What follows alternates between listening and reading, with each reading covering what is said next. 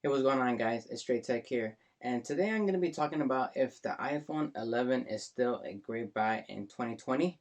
So, if you have an iPhone 11 already, then I don't think there's no need for you to upgrade to the 12 lineup that just came out a few weeks ago.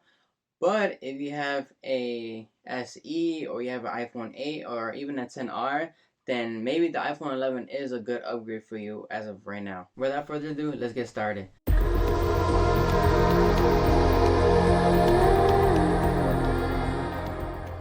So the iPhone 11 came out last year of 2019. So it's been a year already that this phone has been out and the price has dropped. So starting at launch, this phone started at $699, which was a very competitive price because the year before that, the XR was being sold for $750. So they actually went down $50 for a phone that delivered a little bit more than a 10R.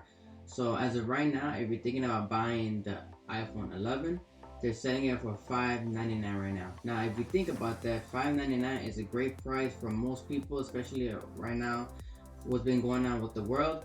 At $599, you're getting a lot for this phone. You're getting a decent display, a good set of cameras, good battery, and a good OS system, which also includes the performance with this phone. So let's start with the display first. So here you're getting a 6.1 inch LCD display. So for most people, this is not going to be a bother because this is a 720 LCD display. And today's standards, most displays, they're coming out with OLED 1080p Quad HD displays. I don't think that matters to most people. I think with this 720 LCD display, it's gonna be enough, especially that the phone's not that small. It's a 6.1 inch, like I said. So this is perfect for viewable content. If you're on YouTube a lot, watching a lot of videos, this is gonna be perfect for most people. Now, if you're an enthusiast and you're looking for more, then maybe this display is not the most for you just because it's still sticking at 60 Hz. So like I said, for most people at 60 Hz LCD display, this is going to be right in your ballpark. But if you're coming from an Android type of world, then maybe this is not going to be the best phone for you. But if you're coming from an iPhone 8 or anything around that area, then this is an upgrade for you. The battery as well is good in this phone.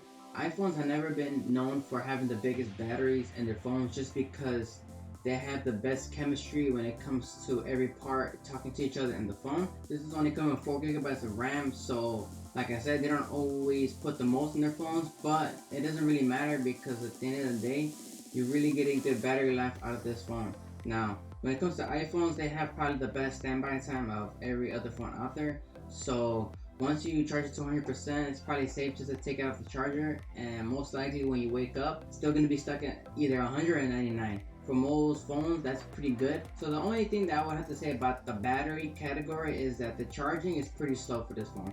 So if you buy this phone, you're usually getting the 5-watt charger that comes in the box, which is pretty low in today's standards.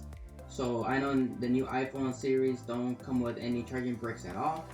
They're making you buy their own charging brick at the website, or you can even go on Amazon and buy these cheaper chargers that are delivering fast charging. But for this one, you're getting the 5-watt charger in the box, but it could deliver up to 18 watts if you buy the correct charging brick and the cable.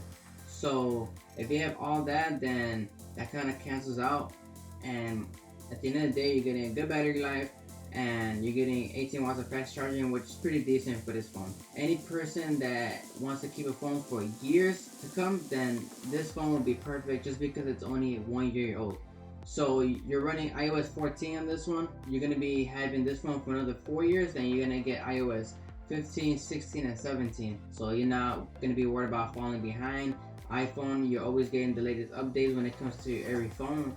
So that's one thing to consider if you are trying to get this phone right now. It's still a great buy. It has 4 gigabytes of RAM. You're getting the silky smooth iOS 14, and you're also getting that A13 Bionic chip. Now the A13 Bionic chip was the fastest chip ever in the world last year before the A14 Bionic chip came out this year. So if you're putting this up against any other iPhone or any other Android phone, this phone should be no slack at all. This phone should give you the performance that you want to expect every day. You know, if you're doing YouTube videos, if you're watching videos on YouTube, or just texting, browsing, then this phone is perfect doing those things. Like I said, this has the A13 Bionic chip, so this phone is still fast to this day. And for the last thing, the camera. So you're getting 2 cameras in this phone. You're getting the ultra wide and the main sensor.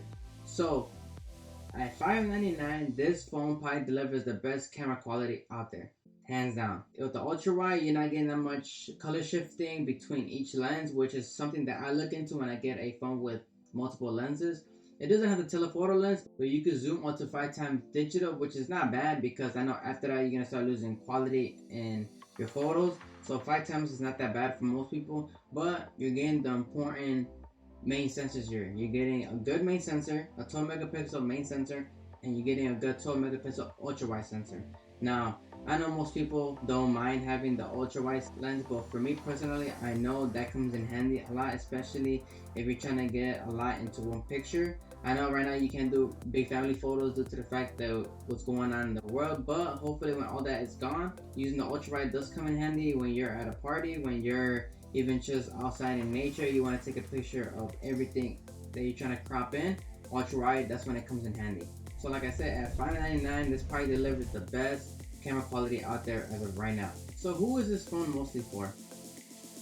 In my opinion, I think this phone is mainly if you have an iPhone SE that came out this year, or if you have an iPhone 8, or if you even have an iPhone XR. I think if you're trying to upgrade from those to this, I think you're not going to be disappointed at all. Now, if you have this phone as of right now, I don't think there's no need for you to upgrade to a 12 lineup just because it's very similar when it comes to specs. If you're trying to compare them with the iPhone 12 to the iPhone 11, you're just getting a little bit faster processor, a slightly better screen, and slightly better cameras, and that's basically it. It's not like you're getting something really big if you do upgrade. Like I said, if you have an iPhone 8 or something like that, then yes, if you go to the 12, then you will see a difference. But if you do have an iPhone 11 as of right now, there's no reason for you to upgrade.